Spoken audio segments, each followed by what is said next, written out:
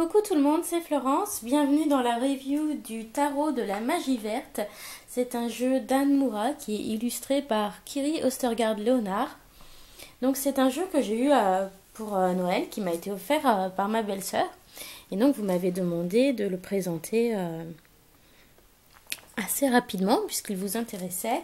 Donc c'est un jeu qui est donc basé sur le tarot Rider-Waite, mais pas complètement, puisqu'il est également influencé par les croyances de la magie verte, donc voilà, par le paganisme. Donc c'est illustré chez Vega. Le coffret est très beau, donc on a une belle boîte en dur qui est mate, qui est assez grosse. Alors donc ça nous dit: découvrez le monde merveilleux de la magie verte, où esprits de la terre, fées et élémentaux vous connecteront aux énergies naturelles et aux pratiques des anciennes religions.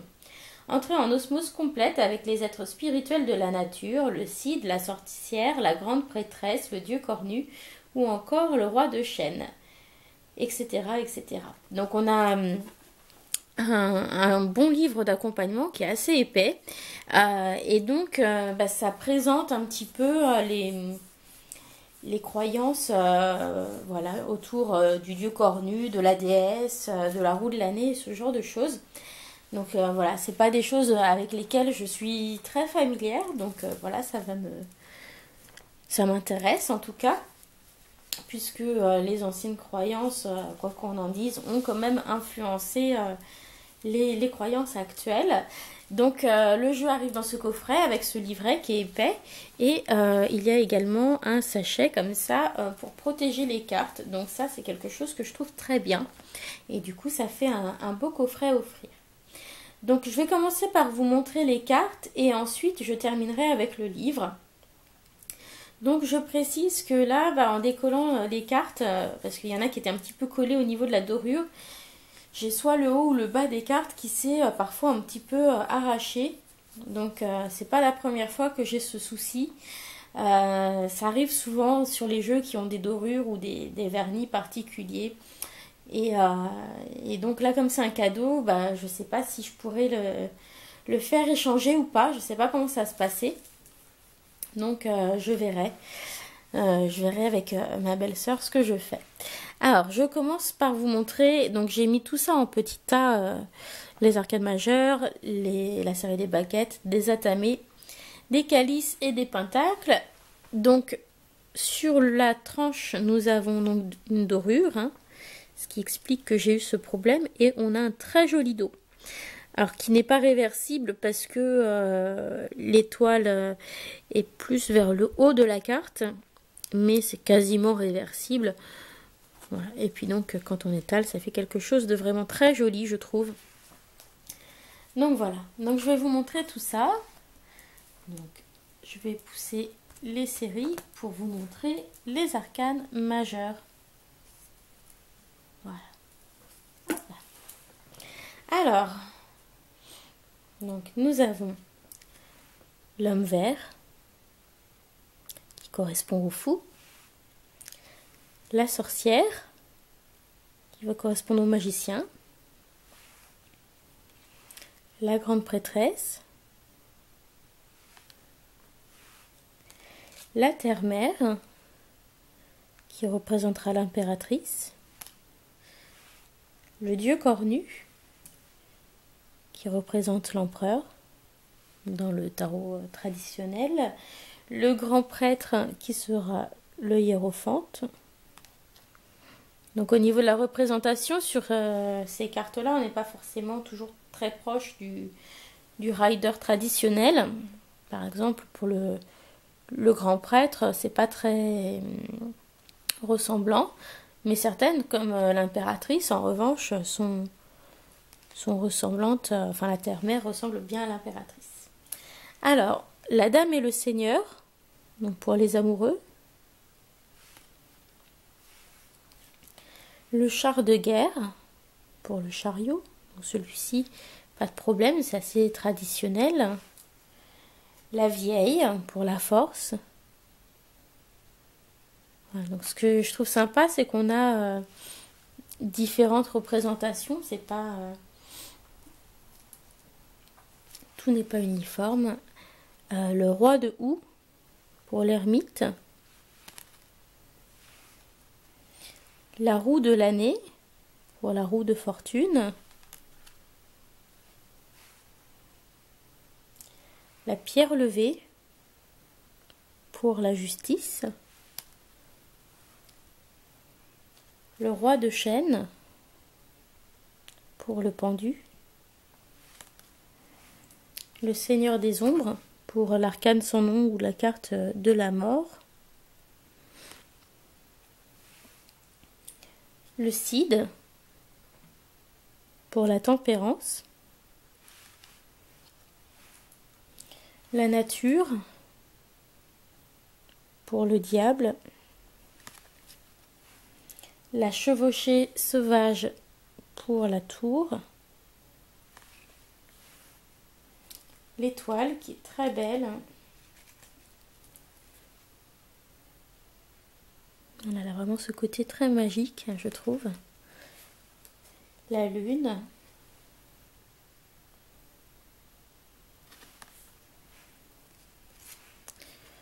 Le soleil. La récolte pour le jugement. Et puis pour le monde, on a l'arbre monde qui fait référence à Yggdrasil dans la mythologie nordique. Voilà. Donc voici pour les arcades majeures.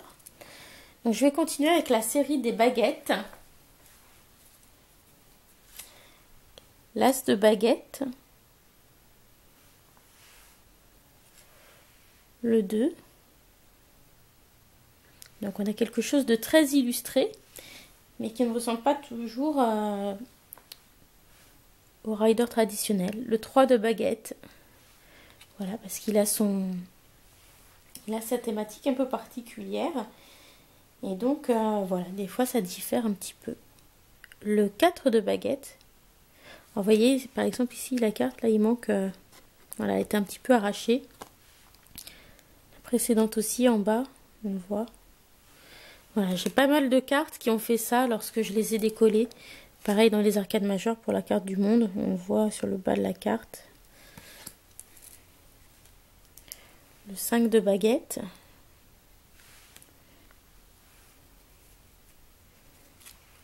Le 6 de baguette.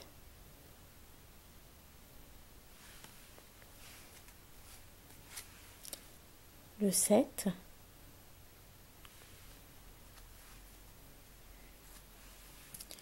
Le 8 de baguette. Donc lui ne ressemble pas du tout à ce qu'on a l'habitude de voir dans un Rider-Waite.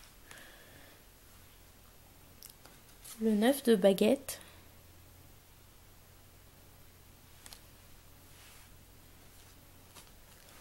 Le 10 de baguette. Lui est plus traditionnel. Le page de baguette. Le chevalier de baguette. La reine de baguette.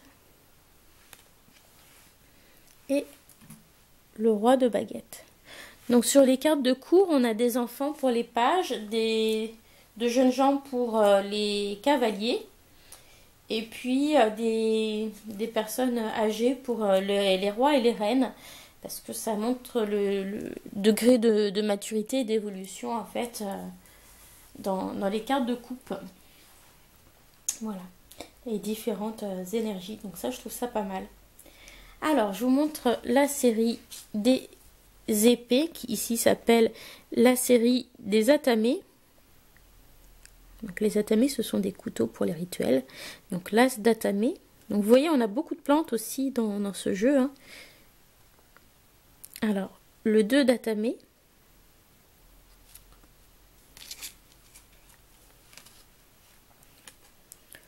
Le 3 d'atamé.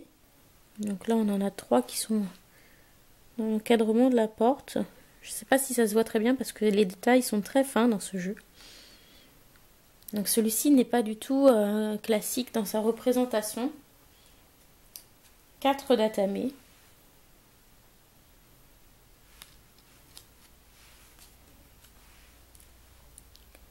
Cinq datame. 6. On a bien le bateau. 7.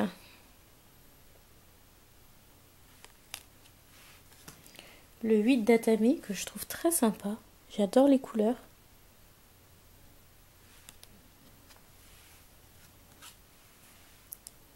9 datame. Ah, donc sur ces cartes-là, j'ai eu pas mal de dégâts en bas des cartes. 10 datame. Le page. Le chevalier.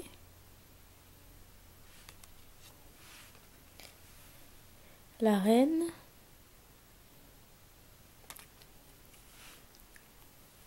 Et le roi. Voilà, donc je continue avec la série des coupes qui ici s'appelle la série des calices. L'as de coupe. Le 2.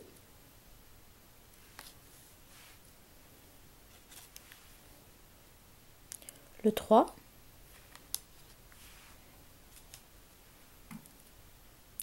Le 4.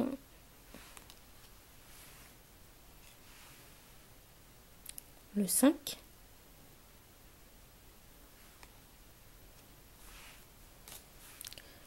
Le 6. Le 7.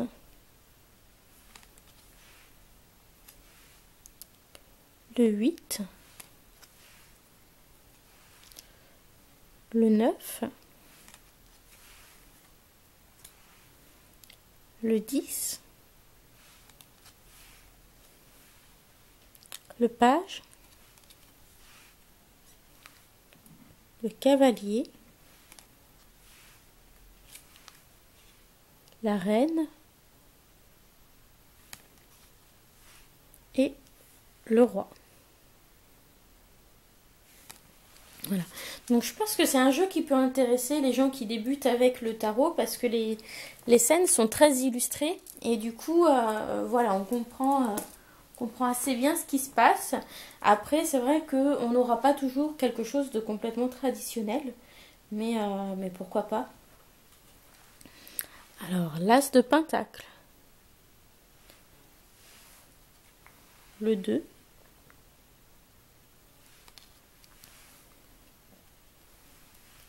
Le 3.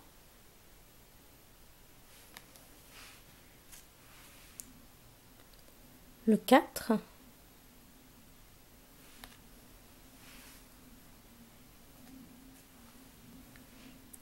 Le 5.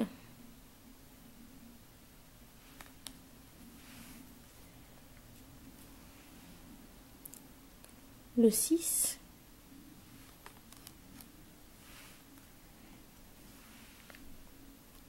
Le 7.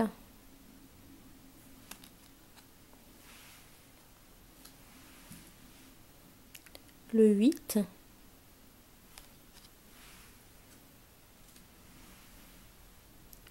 Le 9.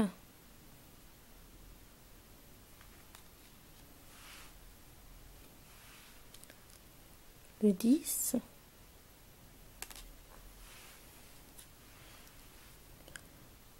Le page. Le chevalier. La reine. Et le roi. Donc voilà, au niveau de l'atmosphère, donc vous avez pu voir qu'on a des scènes plutôt à la campagne, hein, puisque la magie verte, c'est une magie qui est liée à la nature. Donc voilà, tout ça c'est plutôt logique. Et puis voilà, on a des choses très illustrées, donc plutôt bien pour les gens qui débutent. Et du coup, c'est vrai que ça fait un très joli jeu. Alors, le livret donc, que voici est vraiment très gros. Il fait combien de pages? De vraies pages, on va dire. C'est même plus numéroté, là, à la fin. 239 pages à peu près. Voilà, donc c'est quand même énorme hein, pour un livre qu'on trouve dans un jeu comme ça. Donc on a la page de présentation, les remerciements de l'auteur. On a un sommaire.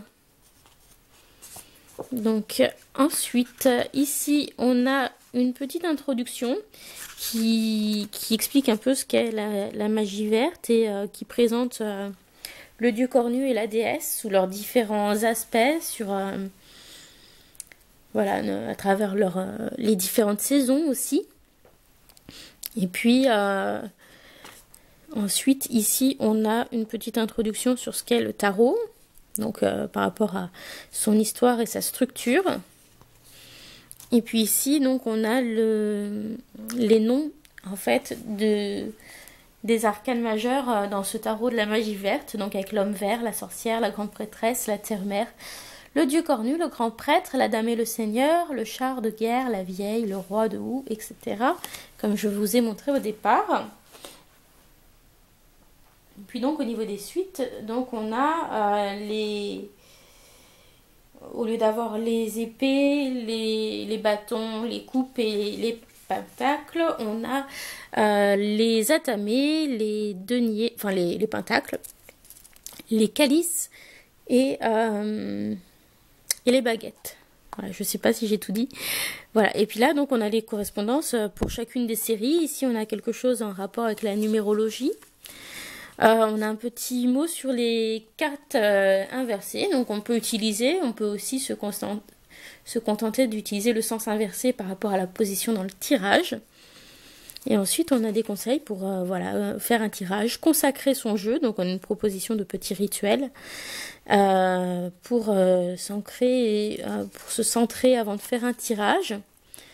Faire son tirage, le tirage en lui-même. Et puis, donc, le tarot, ici, pour d'autres utilisations. Donc, on peut l'utiliser pour le développement personnel, pour faire des rituels, pour le support à la méditation, etc. Donc voilà, plein de propositions avec ce tarot. On peut l'utiliser en divinatoire, etc., etc. Donc ensuite, on a quelque chose sur les arcanes majeures. Donc à chaque fois, on va avoir une représentation de la carte. On va avoir une présentation. Donc cette carte représente le dieu de la nature sous l'aspect d'un... etc.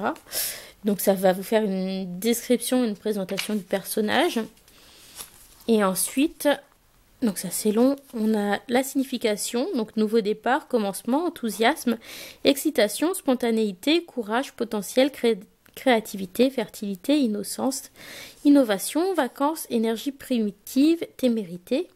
On a le sens inversé, donc on peut tout de même s'en servir. Imprudence, inactivité, continuité d'un projet, énergie non focalisée. Et puis des mots-clés, nouveau départ, enthousiasme. Et puis donc vous avez une page entière pour chacune des arcanes majeures pour prendre des notes. Donc voilà, ça fait à peu près la même longueur pour chacune des cartes. Et puis lorsqu'on passe aux arcanes mineures, donc pour chacune des suites, on a une présentation. Par exemple, ici, ça commence avec les pentacles. Donc on a terre, donc pour l'élément, hein, et ça nous dit matériel, physique, argent, affaires, bien-être, santé, nord et hiver. Donc on a aussi les directions, les saisons et les domaines concernés. Et donc là, on va avoir l'illustration avec en dessous le début de la présentation, la carte inverse, la signification, la carte inversée et les mots-clés. Donc c'est un petit peu plus court, là vous n'avez plus de pages pour prendre en note, mais c'est quand même relativement développé pour un jeu, enfin pour un livre, voilà, d'habitude on n'en a pas toujours autant pour les mineurs. Donc voilà, on a ça pour toutes les séries, et puis ensuite on a un troisième chapitre sur les dispositions, donc c'est-à-dire les tirages.